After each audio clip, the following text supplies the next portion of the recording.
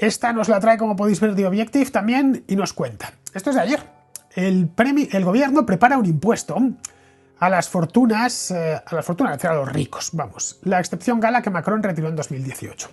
El gobierno prepara un impuesto a las grandes fortunas de carácter temporal. Ya sabéis que todos los impuestos son de carácter temporal. De carácter temporal era subir el IVA hace unos años, de carácter temporal fue el IRPF en su momento, siempre son de carácter temporal. Pero la temporalidad dura toda la vida, dura eternamente. De carácter temporal que entrará en vigor en 2023, tal y como anunció este jueves la ministra de Hacienda, María Jesús Montero, conocida por estos pagos como Marisú. Aunque algunos países graban manifestaciones de la alta riqueza y la figura más parecida al tributo que preparan los técnicos de Hacienda, según los expertos fiscalistas consultados, el impuesto de solidaridad a la fortuna, el ISF francés, que existió en el país vecino desde la década de los 80, que François Hollande subió en 2016 y que 2 años después, en 2018, retiró el presidente galo Emmanuel Macron. Sus tipos impositivos oscilaban entre el 0,5 y el 1,5%. Bueno, no sabemos cuánto va a ser este impuesto, han dicho que lo van a poner, pero nada más. No han dado más detalles de los que sabemos, que son muy pocos. Y han empezado a aplaudirle, claro, evidentemente. Han dicho, muy bien, ya era hora de que a los ricos se les meta mano, como si los ricos los tuviésemos atados a la pata de la cama con una cadena y no se pudieran ir. Pero bueno, ya sabéis que el progre en general es una criatura adorable, que es ajena por completa a la realidad. Considerado el impuesto sobre la fortuna francés como la excepción gala, ya que no existía en ningún otro país una exacción con esas características. Macron lo sustituyó por el impuesto a la fortuna inmobiliaria, de mayor certeza recaudatoria, efectivamente, porque ahí si tienes la casa o la vendes, o si la tienes, esa no la puedes mover, en una palabra. Explica a los expertos y menos contestado por el carácter ideológico de la anterior figura. De fondo a esta conversación del impuesto galo, considerado una singularidad en la fiscalidad internacional, subyace una de las debilidades de los impuestos a las grandes fortunas, que generan deslocalizaciones, claro. No es lo mismo ponerle un impuesto a los autónomos que ponerle un impuesto a los ricos, porque los ricos se van, los ricos se pueden ir. Y los ricos al final tienen, precisamente porque son ricos, tienen capacidades que los demás no tenemos. Pueden tener los mejores asesores fiscales, pueden irse, ya está. No necesitan más que deslocalizarse, más lo hacen de un día para otro porque les sobra dinero para la mudanza y para lo que haga falta, ¿no? Por no hablar de que si son ricos es porque tienen su patrimonio invertido en empresas y demás, o directamente tienen acciones y les da igual vivir aquí o residir aquí o allá. Subyace una de las debilidades de los impuestos a las grandes fortunas, que generan deslocalizaciones, inseguridad jurídica y huida de capitales, como explica The Objective el secretario técnico del Registro de Economistas y Asesores Fiscales, Luis del Amo. Al fin y al cabo, los bienes raíces son los únicos que no pueden soslayar este tipo de tributaciones. Efectivamente, el resto te lo puedes llevar. Así explica, solo hay 3 países de la OCDE con impuestos sobre las fortunas como tal: Noruega, Suiza y España, con el gravamen de patrimonio que algunas autonomías bonifican. Caso de Madrid es el 100% y ahora también Andalucía, y ha entrado Galicia en la carrera, va a bonificar el 50%, en uso de las competencias conferidas por la Constitución y sus estatutos. Sin perjuicio, aclaran los expertos de que en otros países, a través de otras figuras tributarias, se grave en mayor medida los patrimonios más grandes. En clave nacional, los expertos consideran que el plan del gobierno de crear un impuesto a las grandes fortunas es una suerte de armonización fiscal encubierta, más o menos, alentada por las bonificaciones que al impuesto de patrimonio han decretado autonomías como Madrid o Andalucía. En este sentido, razona el economista jefe de Tresís, Daniel Lacalle, que el anuncio de Montero refleja una pataleta contra el ejercicio de libertad fiscal llevado a cabo por algunas autonomías. De hecho, el economista Javier Santa Cruz sostiene que este anuncio es una vía que el gobierno de Pedro Sánchez se ha inventado para no enfrentar a las comunidades autónomas y cree que las autonomías acabarán presentando un conflicto competencial. Pues seguramente. Máxime cuando, como explica Del Amo, sigue sin abordarse la reforma del sistema de financiación autonómica pendiente desde 2009. Ahí es nada, 4 días. Con la cantidad de cosas que hacen cada día y se podrían poner con esto. Lacalle asegura que además el tributo colisiona con otros que ya giran sobre las manifestaciones de mayor riqueza, como el IBI, patrimonio o los gravámenes sobre plusvalías.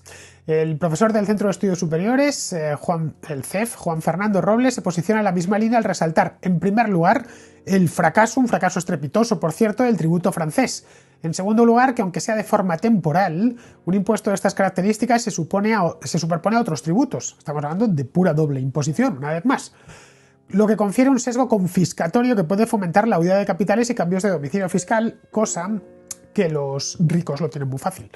Por su parte, el profesor e investigador de la Universidad de Alcalá de Henares, Juan de Lucio, recalca las dificultades que desde el punto de vista práctico supone implementar un impuesto a las grandes fortunas de manera local en España, cuando precisamente las grandes fortunas tienen movilidad internacional y son capaces de aprovechar entresijos fiscales muy eficazmente, lo que os decía antes, pero no se pueden ir.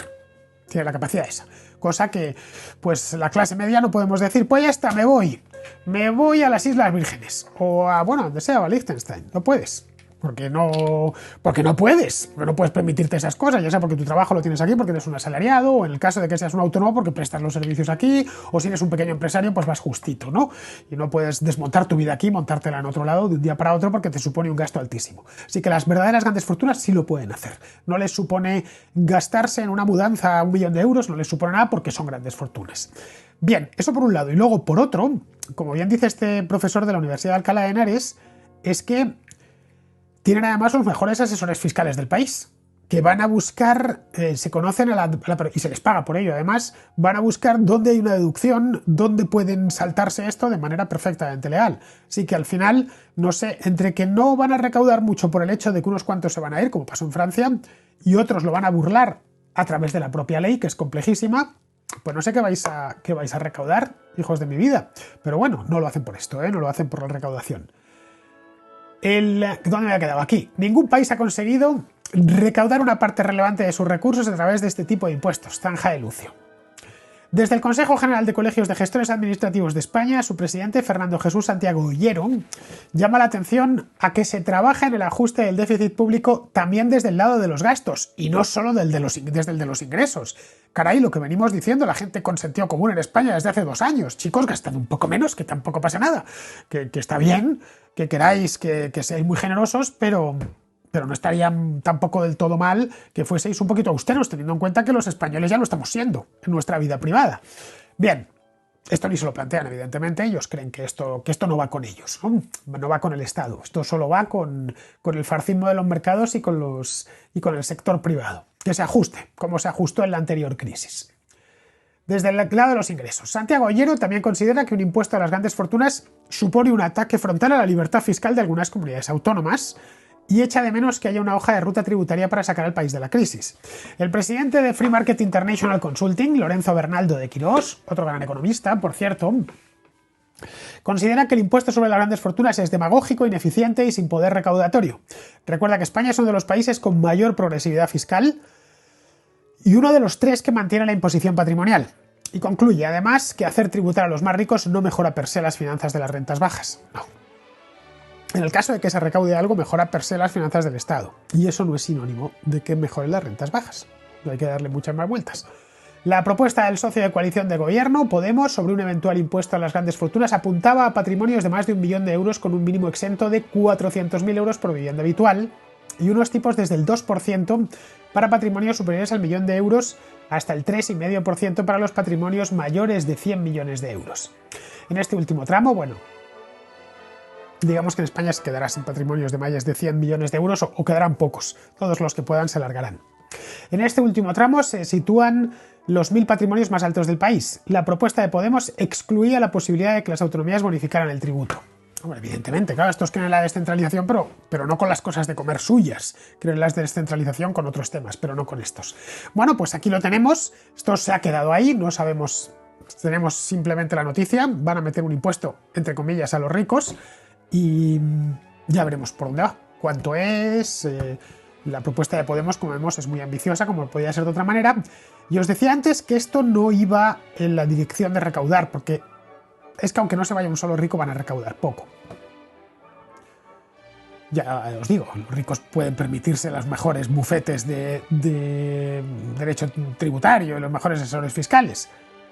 Va a recaudar poco.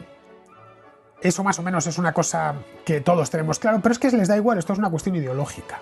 El gobierno se ha escorado hacia la izquierda, por no sé bien qué razón, supongo que era ocupar ese espacio de Podemos del que hablábamos en la anterior noticia, y ve que esto es una buena, digamos, un buen reclamo para esos electores de extrema izquierda. De bueno, ¿para qué vamos a votar a Podemos o al proceso Escucha o a no sé qué si tenemos aquí a nuestro Pedro Sánchez, a nuestro Perico, a Torito Guapo, que que lo mismo, que saquea a los ricos. Además llevan semanas diciendo lo de los privilegiados, no sé si le habréis oído a Pedro Sánchez, los poderes ocultos, las energéticas, los bancos, en fin, los fantasmas habituales. Así que esto va en esa línea. Ya veremos, primero, si lo hacen, que está por ver, y segundo, cuánto termina siendo el clavo.